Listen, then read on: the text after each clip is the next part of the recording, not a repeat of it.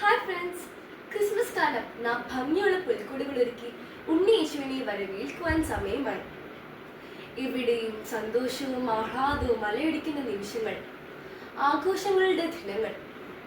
എന്നാൽ ഈ ആഘോഷങ്ങൾക്കിടയിൽ നാം ഒരു കാര്യം മറക്കരുത്. ഉണ്ണിയേശു പിറക്കേണ്ടത് നമ്മുടെ ഹൃദയത്തിലാണ്.